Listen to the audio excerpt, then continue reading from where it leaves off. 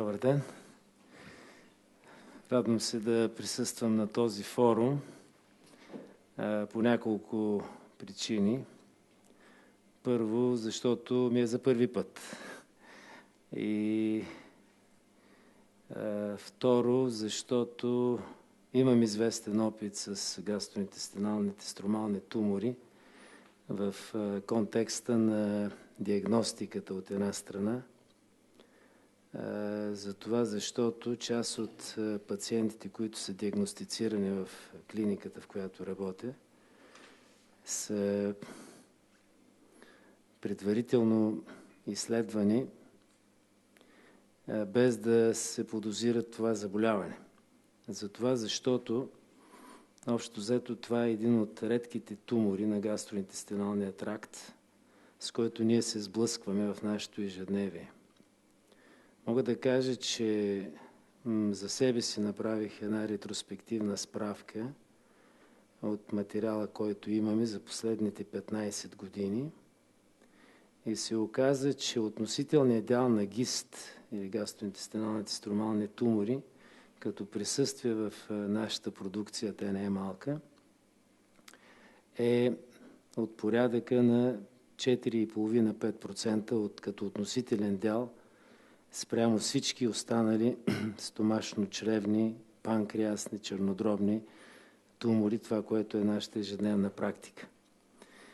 Позволих си малко да разширя коментара, който ще направя по отношение на тези тумори, т.е. не само локалното лечение с радиофреквентната термоаблация, което е част от моята по-тясна зона на интерес, така също, защото просто това е един модел на лечение, който е палиативен модел в известен смисъл и е само част от лечението на тези тумори изобщо. За първи път в литературата първото описание е направено през 1983 година на тези тумори, което съвпада с изолирането и на Helicobacter pylori. Няма никаква аналогия между едното и другото събитие. Просто ми направи впечатление, че е 1983 година. Като тези тумори са един по-рядък вариант на стомашно-чревни тумори, да кажем, не са аденокарциноми, не са лимфоми, малт, саркоми и така нататък. Независимо, че гастроинтестиналните тумори са обект на изследване на една група експерти и специалисти, които работят заедно с една голяма група експерти и специалисти по отношение на стомашно-чревните саркоми, лимфоретикулосаркоми и така нататък.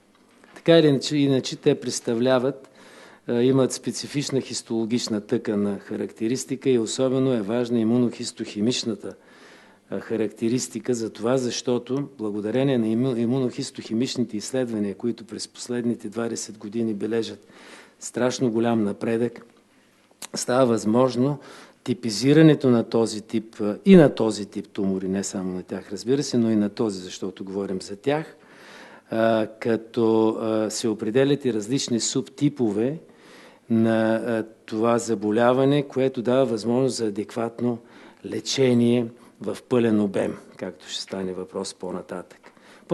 По-засегнатата възраст е около 60-те години и малко повече са мъжете.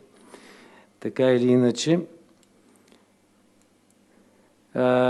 през последните години, благодарение на развитието на молекулярната онкогенеза, при която се установяват специфични мутации на клетката, стана възможно типизирането и на тези тумори, като се откриват различни мутации в генома на клетката, което е отправна точка за развитие на молекулярната онкогенеза от една страна, от друга страна разработването на нови формули за лечение и поведение при тези тумори. Висок е относително рискът, независимо, трябва да кажа между другото, че се коментира относително не до там злокачественият характер на това заболяване. Това не го казвам утешително, напротив. по-скоро заостря вниманието, но така или иначе относителната злокачествен, т.е. той е един относително по-малко злокачествен тумор и това доказва и нашата практическа дейност по отношение на пациенти, които ние сме лекували в моята клиника и които сме диагностицирали, лекували, оперирали и така нататък. Като веднага ще кажа, че докато се смяташе преди години, че тънкото черво и 12-пръстника не са мишена за туморно присъствие, с изключение на полипози, разни други доброкачествени заболявания, оказва се, че гастроинтестиналният стромален тумор предпочита точно тези органи, тънкото черво и 12-пръстника. И докато 12-пръстникът е една зона, която за нас не представлява трудност по отношение диагностиката, защото, знаете, гастроскопии се правят навсякъде по света и в България и не е чак толкова трудно рано да се открие гастроинтестинален тумор на 12-пръстника, докато по отношение на тънкото черво, това е зоната, която все още остава и за нас, дори работещите в модерни, специализирани, насочени, профилирани клиники, остава малко терен инкогнита, малко терен, който е с доста неизвестни. Безспорно, последните години, това, което и ние правим в нашата клиника, изследването с радиокапсули, които ние всъщност ползваме повече за установяване на кръвоизливи, когато не можем да открием източник в дебело черво, в 12-пръстник, в стомах, в хранопровод и тънкото черво остава единственият хипотетичен вариантен източник на кървене, тогава използваме радиокапсулата. Разбира се, един дирижиран пасаж, класически рентгенов, може да открие заболяването, но общо взето ще кажа, че те са малки тумори в началото. Те са не повече от 2 см, което до голяма степен излиза от разделителните възможности, разделителната способност като възможност на рентгеновото изследване в този смисъл. Така или иначе, това са тумори с по-особена физиономия. Като риска за метастазиране в черния дроб обаче е голям и в перитониума. Поне, даже ще кажа веднага, че споделям неща от практиката, защото в крайна сметка аз съм практикуващ лекар, а не изследовател в чисто в научния смисъл на понятието. Изследовател. Ще кажа, че нерядко ние се натъкваме първо на метастазите. Аз биопсирам перкутанно черен дроб заради метастаза или подозирам първичен рак на черния дроб и се оказва, че това е гист. С всички възможни имунохистохимични тестове, маркирането с туморни маркировки, отсветители и така нататък. Така или иначе, какво е другото характерно като физиономия на този тумор? Че той е резистентен по отношение на другата химиотерапевтична представителност на обичайните химиотерапевтици. И затова добрият терапевтичен отговор, това, за което предполагам, че е станало въпроси преди това и на вас ви е известно, разбира се, като потърпевши, става въпрос за пациентите, разбира се, това е иматиниба. Нещото, което е отправна точка за лечението на този вид тумори. Годината е 2000, когато за първи път са съобщени резултатите след по-големи клинични проучвания по отношение на иматиниб и това е едва ли не парадигмата, модела. Парадигма има много преводи и като се замислих, може би това е точното определение в конкретния случай, че това е моделът за лечение при този вид тумори, като че ли все още по отношение на неговата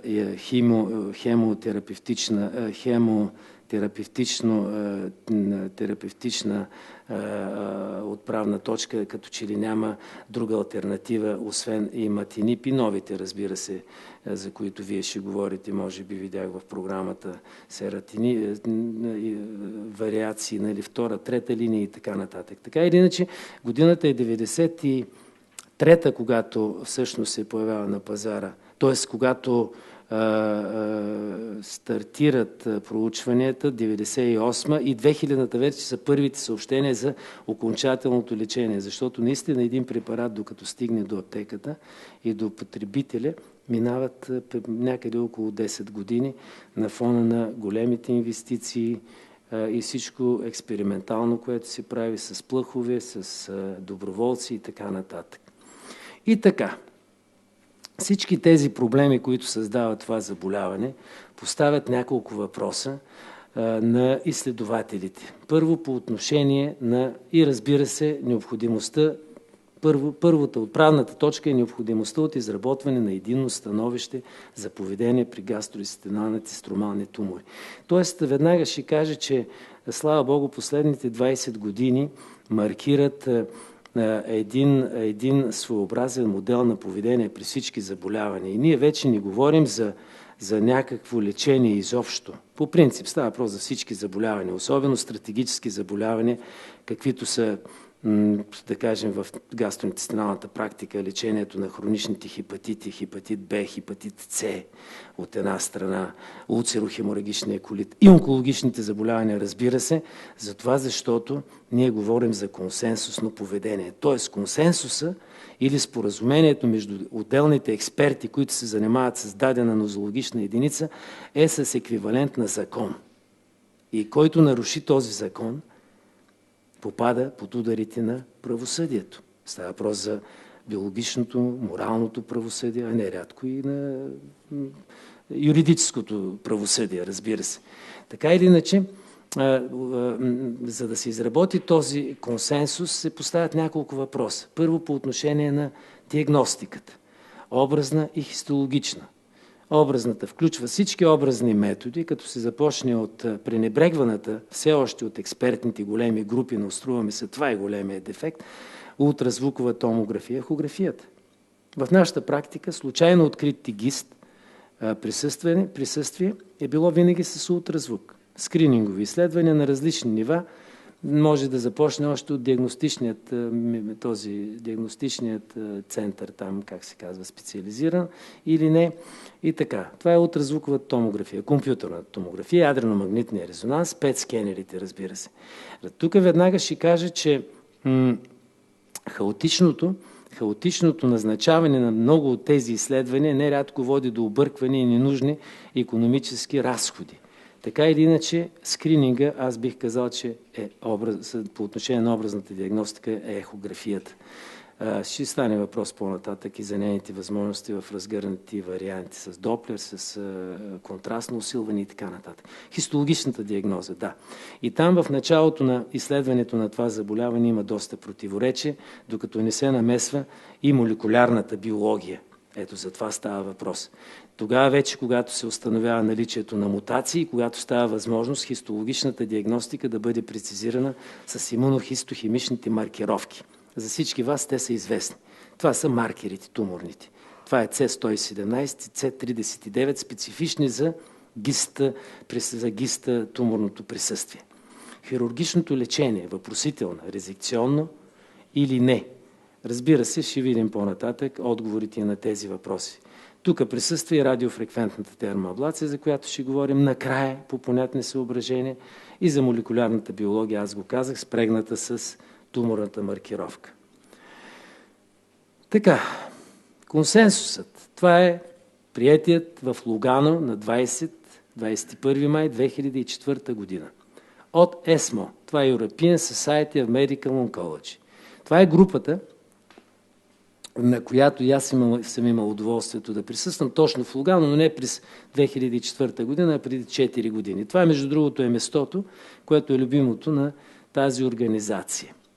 И точно тази конференция, която се проведе тогава, изработи консенсуса и гайдлайните, т.е. насоките за поведение при гастроинтестиналния стромален тумор.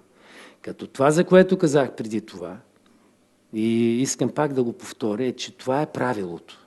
И това правило е правило без изключение. Разбира се, през последните 8-9 години някои неща търпят промени, но принципната схема остава ето тази, която е приета там. Това са 41 експерти от Европа, Азия, Австралия и Америка, присъствали на тази конференция. Целта да отговори на всичките въпроси, за които преди това стана въпрос, на предишните слайдове, свързани с ГИСТ, и да създаде правила за всички страни по отношение на диагностиката, лечението, проследяването на пациентите с това заболяване. Така, хистологичните критерии, това са маркерите CD117, CD34, това вече е проблем на всички специалисти, които се занимават по-специално на онколозите. Онколога е този, който дирижира. Вашия онколог дирижира поведението. Той определя всичко останало по-надолу. по отношение на образната диагностика, компютърната томография, ядрено-магнитния резонанс, позитронно-емисионната томография 5, ултразвуковата томография, въпросителната аз се поставих. Ендоскопското изследване, ФГС или ФКС. Въпросителни. Ще ви кажа защо са въпросителни. Не за да си придавам важност като гастроентеролог, ще кажа, че ние сме в основата на откриването на тези тумори. Но това е истината. Затова защото, ако не е ендоскопското изследване с най-честото присъствие стомаха, 12-пръстника и тънкото черво, вече по изключение казах, там нещата са малко по-различни, и дебелото черво по отношение на ректума. Ето това са двете изследвания. Ние, когато видим тумор на стомаха и вземем биопсия, той може да се окаже и гист. Макар че веднага ще кажа, че този тумор е малко по-различен от другите, с които се сблъскваме в ежедневието, и той има склонността да расте навън, а не навътре към лумена. Той затова е стромален тумор. Но тук няма да спирам, това са неща вече, които касаят по-тесните специалисти, не е субект на това представяне. Така че ендоскопското изследване си остава златния стандарт. Без хистология ние нямаме диагноза. Морфолозите, тези, които правят изследването на хистологичния материал, казват no meat, no treat. Няма ли мръвка, извинявам се, но това е думата, няма лечение. Нямаме ли хистология, ние нямаме лечение. Хистологията не може да се постави с компютърна томография, ядрено-магнитен резонанс или ПЕС, или ПЕТ скенера. Можем да я поставим с ултразвуковата томография, както аз съм я поставил. Защо? Защото ултразвука има модул, който ми дава възможност да насоча, както насочвам иглата за термоаблация по техографски контрол, така и иглата, която взема биопсията. Така че ултразвуковата томография. Не, че ядрено-магнитният резонанс не е в състояние или компютърната томография, но не се прави практически така от радиолозите, защото докато ние работим перкутанните методи в България и в някои страни в Европа, общо взето рентгенолозите са тези, които правят другите тези неща в Западна Европа и в Америка. В част от Западна Европа и Америка, но това е друг въпрос. Така или иначе, това са важните изследвания. Безспорно, компютърната томография, ядрено-магнитния резонанс, ПЕТ скенера, тук искам да бъда правилно разбран. Това са методите вече, които правят стадирането на заболяването по отношение на съдовото обхващане, резултата от лечението с иматинип, намаляването, за по-нататък ще стане въпроси за тези неща, намаляването на обема, макар че намаляването на обема не винаги означава, че лечението в 90% означава, че лечението е успешно, но в 10% става не така, не съвсем така. Обратно, нарастването на тумора не означава, че липсва отговор от лечение. Това са много деликатни неща, за които вероятно вие ще дискутирате от различни гледни точки. Тук няма да се набутвам аз, защото не ми е мястото, а и няма да бъда полезен. Но така или иначе, това са методите на избор там. И ПЕТ скенера. ПЕТ скенера дава възможност в едно действие да установим метастазите, ако ги има не само в черния дроб, в корема, в белия дроб, а навсякъде, включително и в костите. Слава Богу, той не дава в костите, но все пак като възможности. Така че всяка една методика от тези не изключва другата, а те са в контекста на алгоритъма. Алгоритъма е последователността на действието, ако трябва да ги степенуваме. Хирургичният стандарт при ГИСТ, това са заповедите, които са заповядани от тази конференция. Метод на избор – радикалната операция. Дискутабелна ситуация, тук се обсъждаше тогава дали перкутанно предоперативната биопсия, ендоскопската биопсия, отворената биопсия са задължителни. Разбира се, че са задължителни, макар че са дискутирани. Дискутирани са от рентгенолози, дискутирани са от онколози, дискутирани са от молекулярни биолози, които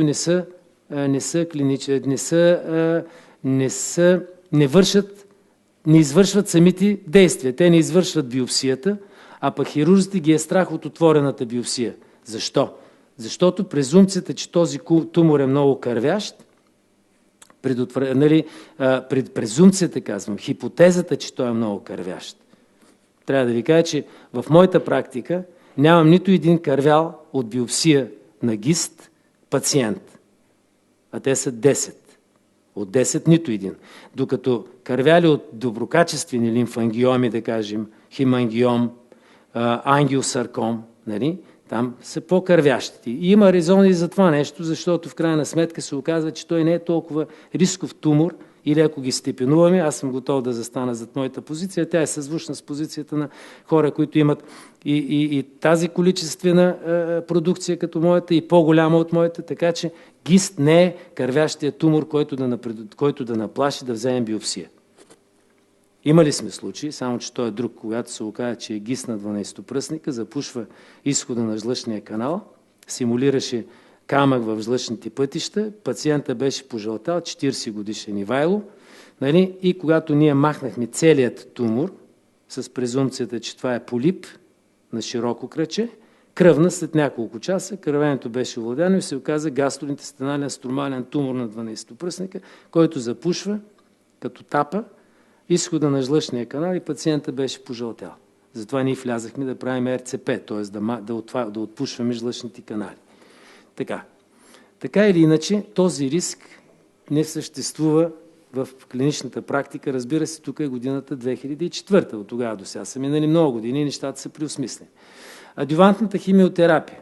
Тук първоначално има коментари, на които няма да спирам. Нещата претърпяха промяна, дали да се прави предоперативна химиотерапия или не. Разбира се, това са новите консенсуси, трябва да се прави и така нататък, в зависимост от размера на тумора и така нататък, и така нататък, и така нататък. Лечението при нерезектабилни с иматинип и метастатични, продължителността на лечението до прогресирането на болестта. Т.е. тогава, когато вече има клинични, т.е. до кога се провежда лечението. Говорим за 2004 година. Забележете, това е консенсуса в Лугано. Нали, до прогресиране на болестта, т.е. когато има клинични, лабораторни, хистологични, нали, защото по поръчка на онколога ние можем да вземем нова биопсия, защото биопсията решава дали в крайна сметка това, което се вижда, дали е по-голямо или по-малко, дали е лекувано, т.е. дали е некроза, т.е. дали има отговор от лечението на хистологичния препарат и така нататък. Но това са императиви, които ние изпълняваме и те са заповядани от онколога. Той дирижира целият процес. Ние сме изпълнителите на тези неща. При непоносимост или отказ от страна на пациента. Има и такива случаи, когато пациентът сам се отказва. Така че образните стратегии за отговор на лечението са тези. Ето тук е местото на ПЕТ, на компютърната томография, ехографията с контраст. Тоест, ние за да преценим дали отговаря на лечението даден пациент с иматинип, нали? Това са образните методи. Размери, структура, васкуларизация. Васкуларизацията е много важна. Затова, защото ние, когато не виждаме васкуларизация и видим некроза, значи вършим работа с препарата. Така или иначе. И сега на последния ни конгрес в Щутгарт, точно това се коментираше за ехографското контрастно усилено изследване. Едно прекрасно, ефтино, защото тук говорим за икономически параметри. Трябва да ви кажа, че в най-богатите страни не се изразходват излишни средства, защото много хора си мислят сега, че като живеят в Америка, нали, там всичко е по мед и масло. Не. Ще ви кажа, че 18-20 милиона от американците не са здравно осигурени, умират, като във филмите, които гледаме, ама не всички с хепи енд. Така или иначе, това са образните методи. И тук контрастното изследване е едно скринингово, бих казал, по отношение на лечението изследване. Една ампула Сомовю, венозно, пациента даже не постъпва в болницата, правим нещата, виждаме каква е съдовата маркировка, има ли ангажиране на други структури, има ли обратно развитие, некрозата каква е, можем да измерим даже. Защото вече имаме апарати ехографски, които с еластографичния модул ти дават възможност да определиш степента на некроза, степента на фиброза и степента на лошата тъкан. Така че нещата не стоят абстрактно и така. Разбира се, важни са размерите, това за което казах, туморната структура и васкуларизацията, което става с тези неща. Така.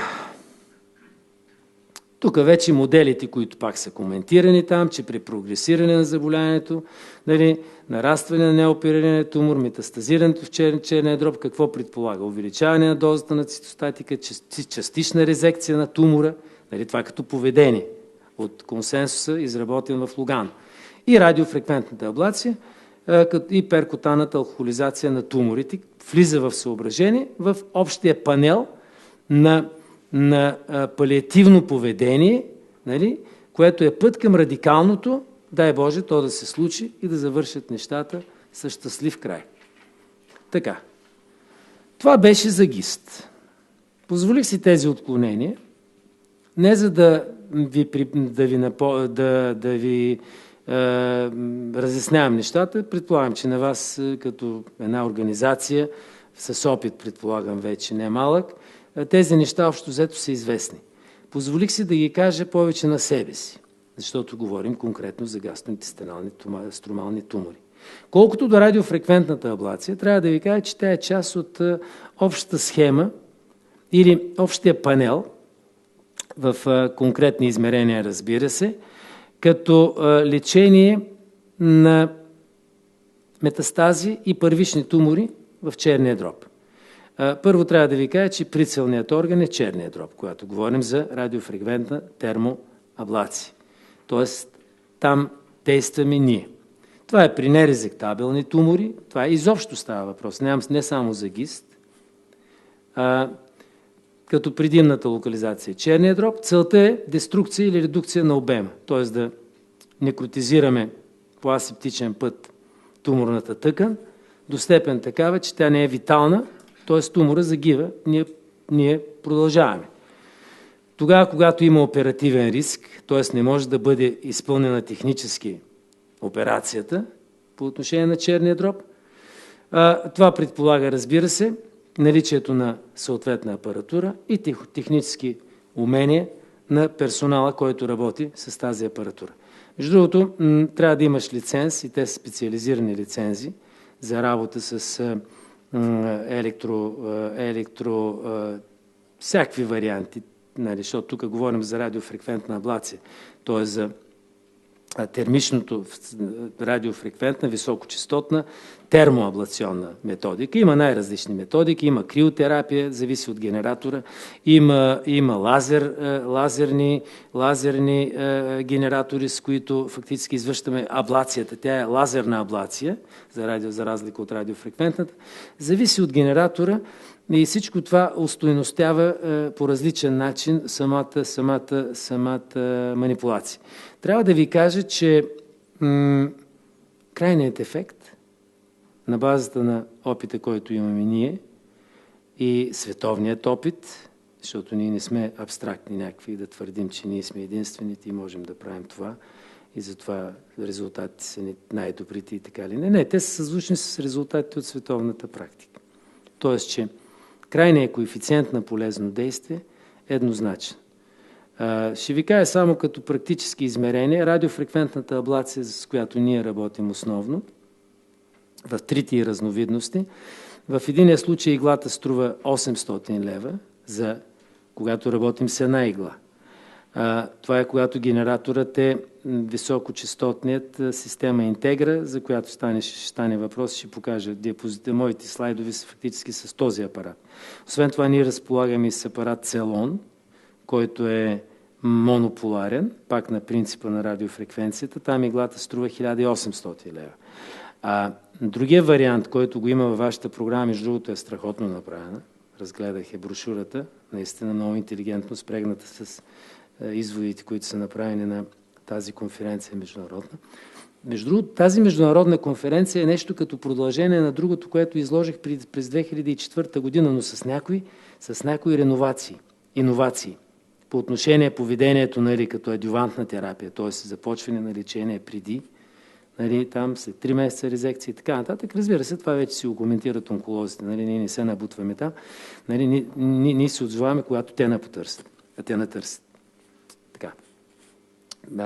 И последното, което исках да кажа, там пише, нали, всичко, аз там тръгнах, че много интелигентно са представени нещата с чедърчестият електрод, нали, който ние имаме системата Хабиб.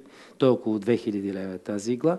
И микровълновата, микровейв генератора, който е на принципа на микровълновата печка, така или иначе пак става въпрос за термоаблация. Иглата струва 3200 лева. Като ги се съпоставим нещата, дай Боже някога, нали, и това да е, дай Боже, съвсем скоро ние да сме отвързани също, да ни караме пациента съвсем, нали, как да кажа, зарзавачийски, отиде да си купи това нещо, защото струва толкова. Гадно е, нали, че ще го имаме на разположение в болничната аптека, пациента няма да плаща, но това са вече неща, които не ми се коментират и няма да ги коментирам, по понятни съображения, но това може би ще стане, дай Боже. Та мисълта ми е, че крайният ефект е един и същ. Така че ние не го правим предимно това с иглата за 800 лева, защото искаме да икономизираме пациента, т.е. щадим го да не се харчи, просто защото крайният ефект е съизмерим. Не правя аналогии с лекарства и така нататък, искам да съм правилно разбран. Така. Видови техники аз ги казах. Това са перкутанния метод. Това е метода на избор. Това е метода, който се е наложил в света. Това е метода, който е елегантният, семплия, лесен за изпълнение, с малко странични ефекти и усложнения. Другите варианти са интраоперативен. Нашите колеги, професор Владов и с неговия екип, с който ние заедно работим в една катедра. Катедрата е за трансплантация на черен дроб и така нататък. Те имат особен вкус към интраоперативната радиофреквентна термоаблация. Те си имат собствен генератор и си го правят това нещо с ултразвуков контрол. Имат си апарат, т.е. интраоперативно, малка сонда, насочва си и по този начин вижда даже невидимите на пръв поглед или скенера, които не ги е видял, защото все пак като е отворен корема, нали, черния дроб, трансдюсера стои така, нали, и той си ги търси, може да намери по-малки. И си ги точкува. Това, което става за резекция, се маха, нали, отстранява се, да, но трябва да можеш и да го махаш, защото чернодробните хирурзи в България са 2-3, които работят радикална, нали, такава хирургия, а те самите наши екипи имат вкуси към този вид интраоперативна техника, което е страхотно. Нали, комплименти за тях. Лапароскопски също. Между другото, трябва да кажа, че това, което е консенсуса през 2004 година, предполагам, че им на международната конференция с колегите от Германия, видях Лондон, присъствието, аз познавам между другото този представител, който е като литературен субект от Англия, който е, нали, специалиста. Лапароскопската хирургия по принцип при гастроинтестиналните тумори не се препоръчва. Защото видяхте, че при делекционното място, освен черния дроб по кръвен път, системата на долната празна вена и порталното кръвообращение за метастазирането в черния дроб, второто място е мезентериума и перитониума. Тоест има опасност от разсейване, когато се прави лапароскопската интервенция. Разбирате?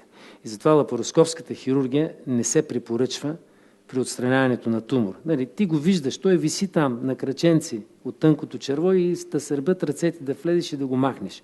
Но риска да има така наречената инсеминация, дисеминация или сидинг на английски, което означава да се посее, нали, туморни клетки, където не трябва, перитонеума ги гилта и после става кофти. Така че лапароскопската, при специално за гист, тук говорим по принцип за този вид техника, но ние предпочитаме така или иначе перкутанния достъп. Монополярната, Бертолд системата, тази с която ние работим, нали, има различни техники, полипозиционни с 1, 2, 3 игли, достъпа е перкутанен, стана въпрос за това нещо. Така, когато при големи тумори, значи можем да направим адювантно, един вид предварително да намалим обема и после той да стане подходящ за резекция, т.е. когато е по-малък. Разбира се, всичко това е в зоната на някаква относителност като поведение. И сега виждате, това е Доплер, съдовата маркировка на тумора, това е контрастната ехография, която дава възможност вече за представянето. Сега ще видите самата повторение на Доплера. Това си прави, за да си изберем избора на иглата, да няма конфликт, да не минаваме през съдовите, за да предизвикаме. Може ли да се затъмни? Ако затъмним, ще се види по-добре. Ето сега иглата. Виждате ли как влиза под ехографски контрол и започва печенето. Извинявам се за израз. То не е печене, всъщност е една фрикция, в резултат на което се получава, ако загасим, ще бъде още по-добре. Вижда се как започва самата аблация. Това е края на аблацията. Това е края на аблацията. Тока го виждате. Ето. Това се случва. Виждате как се ограничава. Това, че отива и това е на другия ден. Това е на другия ден. Тоест, лезията я няма. Това е на другия ден.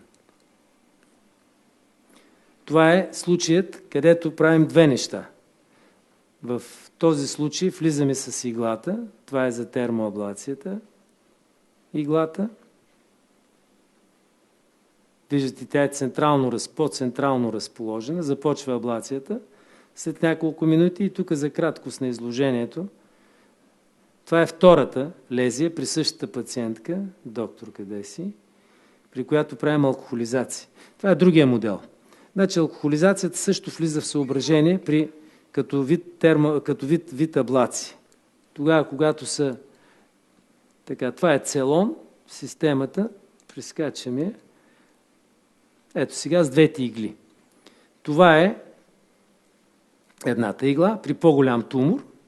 Виждате едната игла, влизаме с втора игла и пускаме тока между двете. Ето го тока, върви, това са токовия импулс и започва деструкцията, унищожаване на туморната тъкан между двете игли. При по-големи тумори. Може и с 3 игли, в зависимост от размера на тумора. И това е рецидива сега, който ще покажа накрая. Неприятното. Защото 100%, за съжаление, и в биологията няма. Но човек трябва да отчита нещата в техните реалности, а не само, че всичко е хепи енд.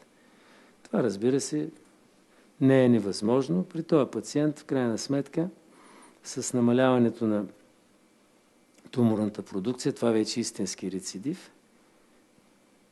Доцент Владов тази я направи интраоперативно с аблация и другите две бяха отстранени. Това е. Благодаря за вниманието. Мога да отговоря на въпроси, ако има такива.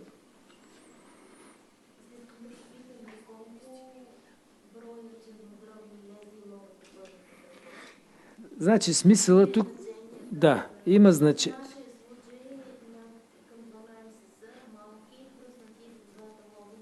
Не, 12 не. Значи няма стандарт, всъщност консенсус по този въпрос. В крайна сметка всеки изследовател, те не са много за България, сме 2-3, които работим тази техника, имаме различни, даже помежду си имаме различни становища. Аз се придържам към консенсуса, който касае специално радиофреквентната аблация с тези методики, които аз показах. Нали? Защото този консенсус е консенсуса на Штробел компания от Ерланген, където е седалището и на Бертолт, Интегра системата и така нататък, и Siemens в Германия. Така че и на базата на опита, който имам, разбира се, защото всеки човек си изработва стандарта, значи добре е да се стремиш към стандарта, но добре е и ти да създаваш стандарта. Защото има известни уклони, те не са само по отношение на тези неща конкретно, а изобщо. Ние понякога рубуваме на стандарта изобщо. И казваме, това го правят западнярите, нали? Ние трябва да стремим само към това. Но към това, към което се стремим, значи то е свързано с възможности, първо технически, второ икономически. Нали? Това са отправените точки. Зависи и вида на здравната система и така нататък. Тоест трябва да си реален. Аз никога не правя, ако въпросът е отправен към мен, никога не правя повече от 5 метастази в един сеанс. Никога. Защо? Защото в крайна сметка черният дроб няма неограничени функционални възможности. Първо. Значи априори аз винаги тръгвам с мисълта, че този черен дроб е страдащ черен дроб. Т.е. функционално той може да изглежда добре лабораторно, нали, образно, но в крайна сметка 5 метастази, това означава вече, че той има някакъв предел, така или иначе. Това е едно. Второ, нерядко метастазите, както и първичните тумори на черния дроб, се развиват на първоначално увреден черен дроб. Затова едно от показанията за термоаблация е при невъзможност за извършване на резекция, Това е при цирозата. Значи имаш цироза, имаш първичен тумор, рак на черния дроб, който често се среща при Б и С хепатитите, които са стигнали до цироза. Тогава той изобщо не може да бъде опериран, защото ако бъде опериран, една радикална операция значи да отнемеш количество и без това нямаш качество предварително, значи отнемаш от малкото качество и оставаш без никакво качество. И човека, нали, ти правиш операцията. Фантастична, ръкопляскане за хирурга, нали, готино, телевизия, радио, преса и така нататък. Извади голям тумор, нали, от черния дроб. Обаче човека умира от чернодробна недостатъчност. Тоест, не бива да преиграваме по този начин. Да не говоря за това, че аз не съм убеден, че по-голяма от 5 см метастаза, дори с 3 игли, нали, винаги ще бъде с хепи енд, както се твърди от някои от нашите изследователи. Аз не съм съгласен. Затова защото аз не съм имал такъв голям успех. Нали, признавам си го, просто и ми се струва нереално и затова ние винаги правим обсъждането в нашия си колектив. За щастие имаме тая възможност да имаме чудесен онколог, да имаме чудесен хирург, който прави всичките, включително и чернодробни трансплантации с неговия екип. Нали? Ние самите, с нашите ендоскопски умения, всички тези други хватки и така нататък, имаме молекулярен биолог и прекрасен патоморфолог. Няма да ги изброявам по име, някой от вас ги знае, защото нашия патоморфолог е републиканският патоморфолог, нали, на практика. Така че, като ги имаме тези 5 неща, ние ги обсъждаме заедно. И на мене професор Владов ми казва, тази метастаза аз няма да я оперирам. Направи и термоаблация. Но ако прецениш, че можеш да я направиш, значи той не ми казва заповеднически. Нали? Доктор Михайлова или професор Куртева ми казва, виж тази метастаза, дали е подходяща за термоаблация. Значи, аз като получа анонса от тях, значи имам разрешението, ако преценя, че става, да го направя. Иначе няма да тръгна на своя глава. Идва при мен пациента, виждам един тумор, казвам, нали, няма да правиш резекция, няма да правиш скена, няма да ходиш при онколог, аз ще направя еди какво си. Не става така. Така че 12 са много.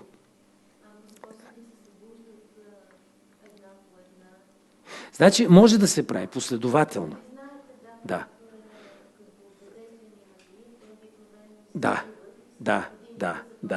Не виждам мои пациенти с това заболяване. Аз даже не знам каква е, нали, системата на оповестяване и така нататък. Вчера даже се обадих на един, защото ми има на него телефон и така нататък. При него бяха няколко, точно така. Появява се наново, правим нова термоаблация, нали, на фона на иматинип. Нали. Разбирам даже и по текста на въпроса. Между другото, той влиза в консенсус. Тоест да не се спира лечението, нали, независимо, че нещата прогресират по този начин. И вече тук чух част от коментара, е много интелигентен, между другото, за отговора на лечение и за генеричните и така нататък. Разбира се, това са неща, които интересуват ме по някакъв начин, но повече като зрител, нали, а не като пряк участник и не мога да се намеся. Но мисълта ми е, че това нещо става. Тоест правим веднъж, появява се ново, правим втори път на фона на иматинип, нали, или там вече, дай Боже, тия новите варианти и така нататък. Резекция също. По принцип обаче при гиста не бих казал, че има голям опит и в чернодробната хирургия по отношение на гист. Просто са по-редки гистовите. По-редки са.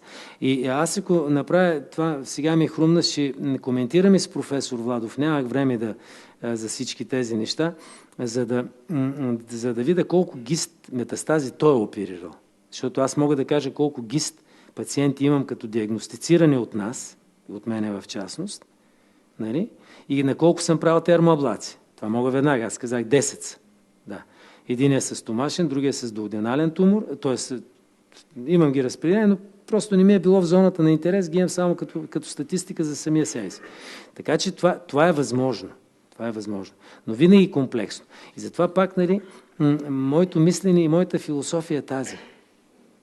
Да съм консенсусен, съобразно за това чета консенсусите. Някой ще каже сега, за какво ти е да знаеш консенсуса от Лугано? В конкретния случай, по отношение на ГИС, трябваше да го знам. Не за да ви го разкажа, Не, всеки може да си чукне, нали, в сайта и да си види, нали, Лугано 2004, 20-21 март, ЕСМО. Нали.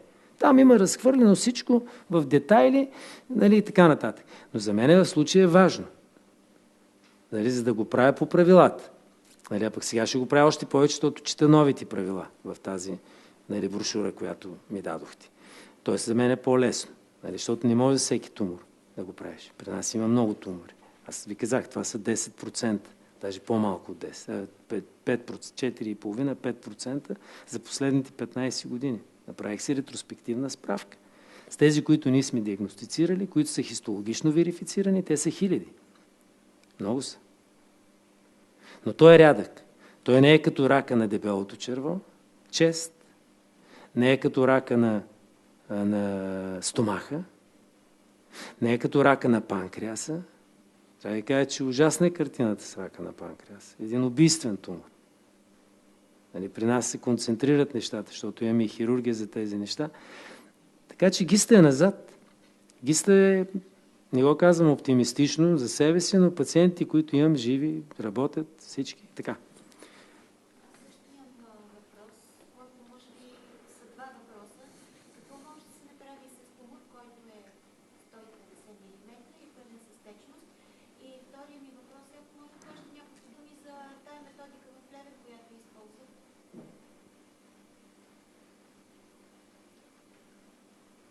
Тази методика в Плевен, имате предвид лазер? Да.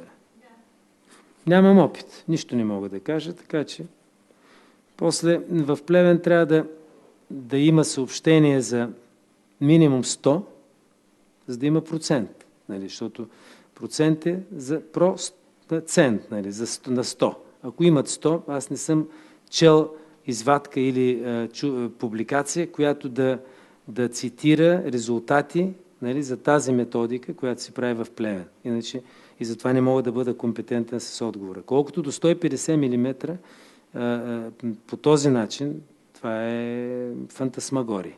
Да се работи с радиофреквентна аблация.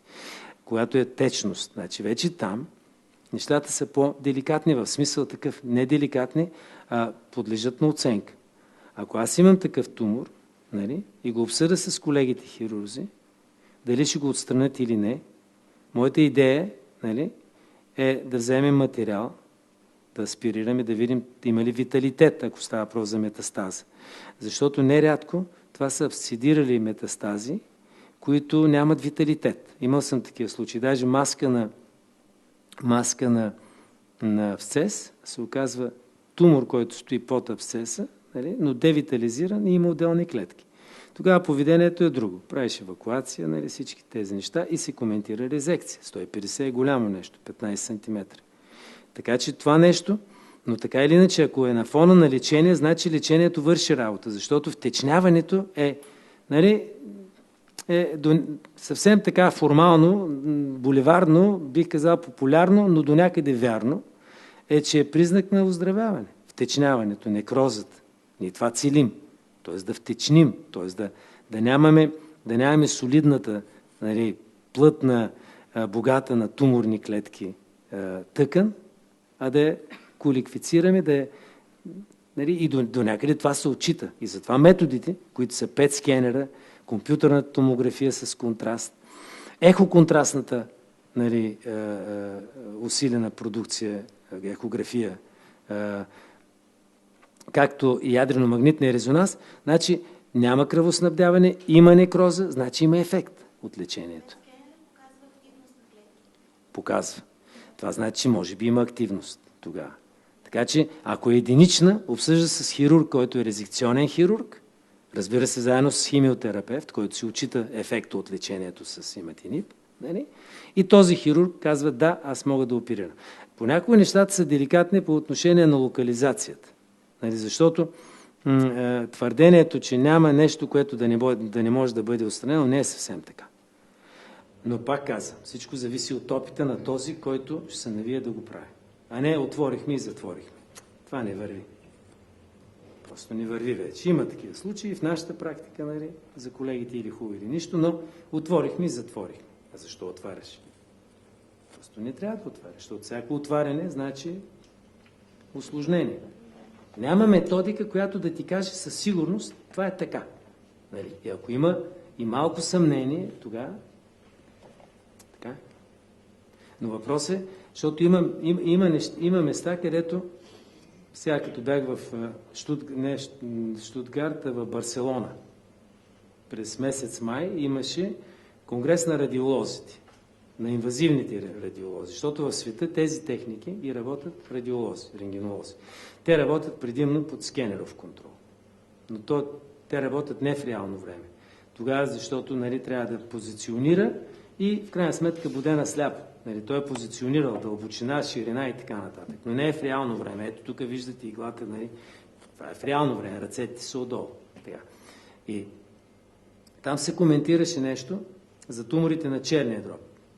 А Барселона е града, който създаде модела за поведение при първичните тумори на черния дроб. Толкова сантиметра, такъв вид цирозата, операция. Толкова сантиметра, такъв вид цироза напреднала, радиофреквентна аблация. Толкова размер цироза, не може да стане операция, не може да се прави термоаблация, така наречената емболизация. Това, което при нас правим също. Емболизираме. Има във вашата брошура, между другото, много интелигентно е акцентирано, маркирано е само за емболизацията на тумора. Влиза се през артерия феморалис, и се впръсква един специален данорубицин. Той е върху микропелетни такива гранулки, много скъпо струващо нещо, 4-5 хиляди лева струва тази манипулация, и то заради цитостатика, който цитостатик фактически върху фолм, така наречените микропатикълс фолм, те са натоварени микрочастици с този гел, подобен на гела спун. Това нещо хем емболизира, споява, хем цитостатика действа. Тоест локална химиотерапия, хубаво нещо, казва се ТЕЙС. Трансартериална хемоемболизация. Значи трансартериална, защото се вкарва по артериален път до артерията на черния дроб. Хемо от химотерапия, химиотерапия, само че хемотерапия на английски, хемотерапия, емболизейшн. ТЕЙС. Така. Въпросът. И това беше в Барселона. И там Мария, познаваме се, радиоложка, при един пациент с такъв тумор, който не оперират, и му правят 5 ТЕЙС. Тумора обаче не се повлиява. Накрая правят перфорация на жлъчния мехур по съседство, защото това е едно от усложненията. Хирурзите влизат, оперират мехура, оперират и тумора. Въпросът не от залата, от кръглата маса, Бер, който пък е голям експерт от Ерланген, германец, казва: Мария, защо този пациент не му направих термоаблация, като би имаше неуспешен 1, 2, 3 ТЕЙС. А се стигна до... Тя каза: в нашия екип ние работим това. Залата го приема единодушно. Така че и тези неща са възможни. Те не могат, никой не може да ги укори, а те създават стандарт. Значи, моделът е Барселона. Това са гайдлайните от Барселона 2004 година, които ние спазваме едно към едно, или които работим тази методика, съобразени и част от нашите хирурзи. Така че, правила, ама си има изключение. Това можем. Това каза жената. Вика, това си можем. Ние това правим. Тя е капацитет голям. Авторитет. Така че 12 см, 5 скенера. Защото има, между другото също е възможно. 5 скенера има ограничение в случаи, когато има слузообразуващи тумори. А там глюкозата, тя е 5 флуороглюкоза, това, което е медикамента, който се вкарва и който определя образа като еквивалент, като виталитет, като такъв или не такъв. При някои слузообразуващи, те са от стомаха тумори и от панкреас. Там PET скенера не може да ги улови изобщо. И това нещо, когато се познава от добрите радиолози, рентгенолози, специалисти, е добре. Обаче, когато не се знае, не е добре. Защо? Защото той казва: аз съм рентгенолог. Аз гледам образи. Мен не ме интересува, че има и такива тумори, които са. Патоморфолог казва: има и такива. Така че образът никога не е 100%. Клиничното състояние, ние сме клинични доктори. Това не различава от рентгенолозите. Ние не се противопоставяме. Ние сме приятели и даже те ни помагат хиляди пъти, както ние на тях. Ама трябва да сме пак в екип, в отбор, за да знаем аз какво искам от него и той да знае какво иска от мен. Въпросът е, че ние не се противопоставяме в никакъв случай. Но той не е клиничен лекар. Той не гледа резултатите от изследванията. Не гледа, че нещата върват, хемоглобина се покачва, нали, утайката намалява, туморният маркер спада, нали? Защото той не е клиничен доктор. Той работи с образ. Един образ, една диагноза. Стремим се към това нещо. Но той е едно да чакаме идеалния пациент. Той никой не е дойде. Чакам го. Аз съм 33 години, не е дошъл. Така че, това е.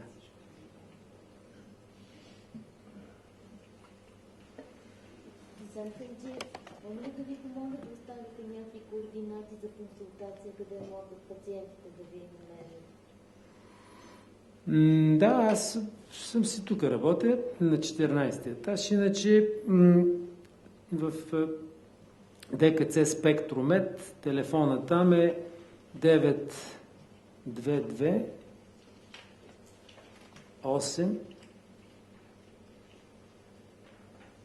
5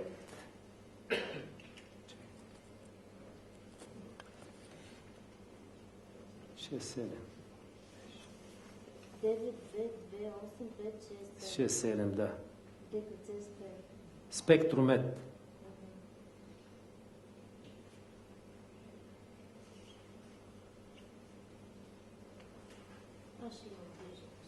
Не, значи извиня. 922-5867. Извинявам се. Аз си забравям понякога. 5867. Защото той е петица. То се избира през централата на военна болница. Те я промениха. 922-5867.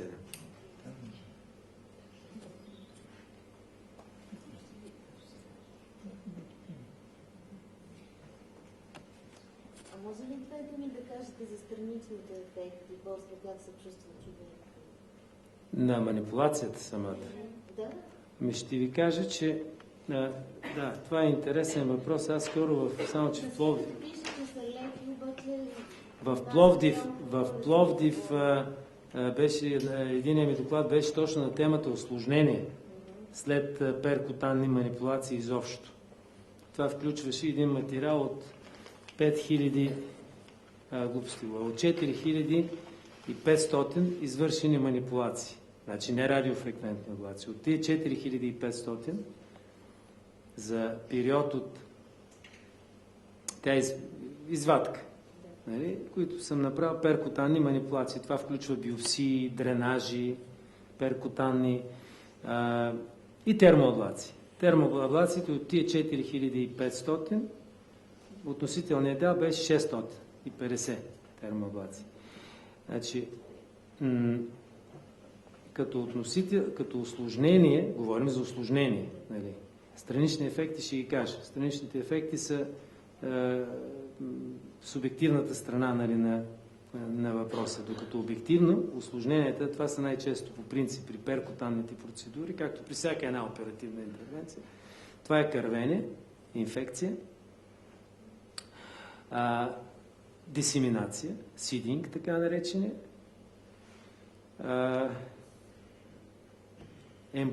белодробен емболизъм. Специално при радиофреквентните аблации, едно от усложненията, когато тумор е разположен повърхностно,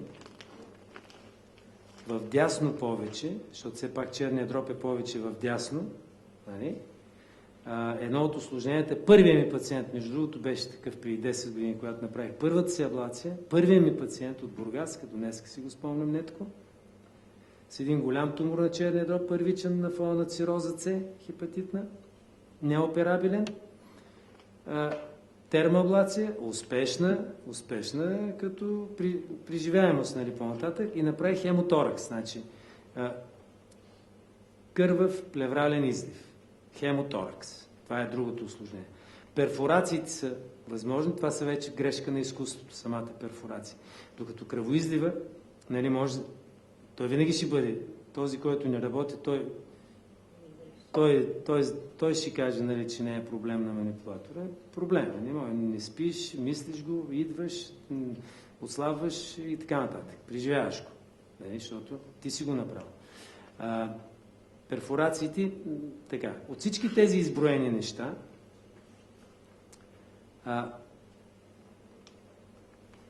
абсцедирането, биломите, образуването на жлъчни микроабсцеси. Значи, имам билом един, значи това са от 600 манипулации за радиофреквентни. Един билом, един абсцес и един кръвоизлив. 3 от 600, така, които не са значими. От извършване на чернодробна биопсия имаме екзитус, имаме смъртен случай. Значи при биопсиране на пациент с мултиплен карцином, нали, кървяш априори. Нали. И всъщност там няма значение. Нали. Нещата се усложняват след самото изпълнение. Има някаква връзка. Така че нещата не бива да се скриват. А иначе като странични ефекти, това са болката е най-често. Температурна реакция има. Температурната реакция е много хлъзгавият елемент.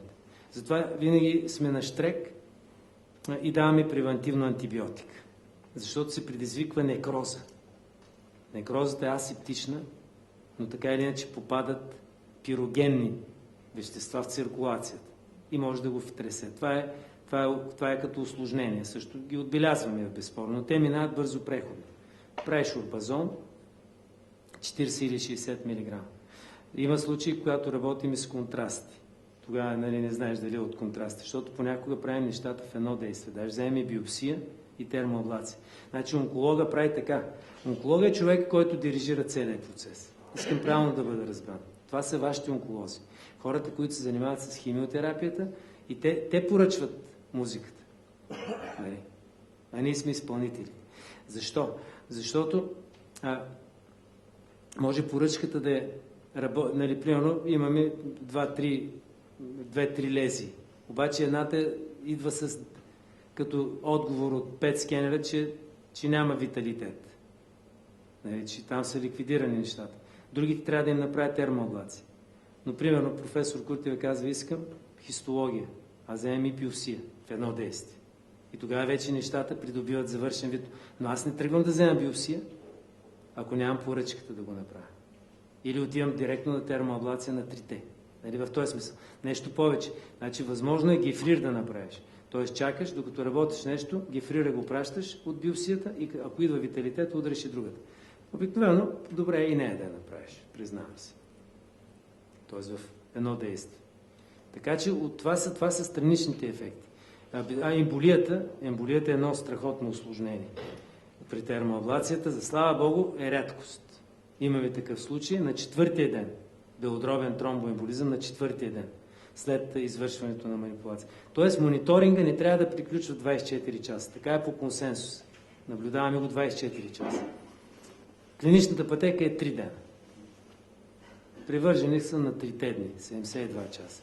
А другото винаги е възможно. Нали? Но това е другото сериозно усложнение. Става просто за смъртоносните неща. Кръвоизлив масивен. Нали?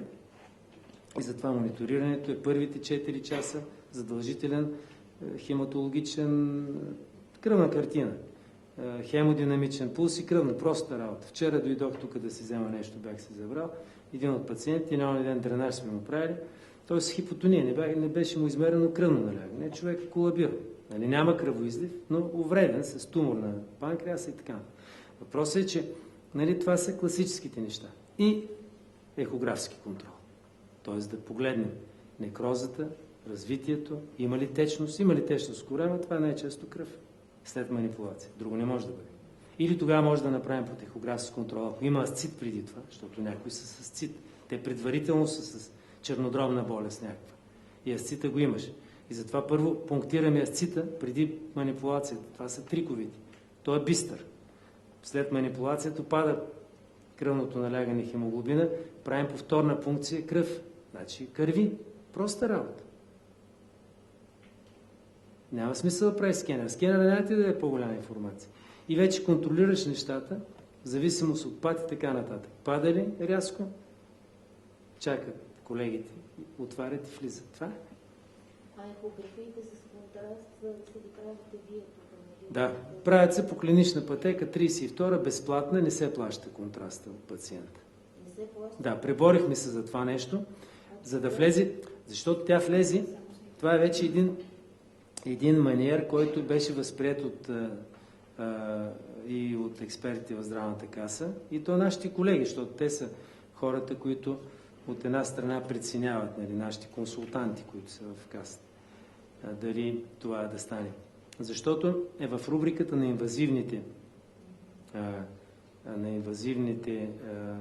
но не винаги е задължително да правиш инвазия. Тоест може да направиш само ехоконтрастното усиленото нещо.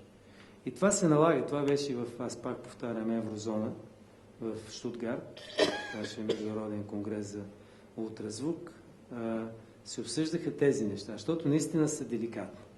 Там даже се повдигна въпроса дали това нещо може да влезе в гайдлайните. За сега не е влязло. Тоест да влезе и да отчита ефект от лечението. Тоест по този начин да се реши дали да се спира, дали да се продължава и така нататък. Аз лично мисля, че не е редно още да влиза. Защото оставяме на онколозите да решават проблема за себе си в този смисъл. Много е деликатен. Така че спирам до тук.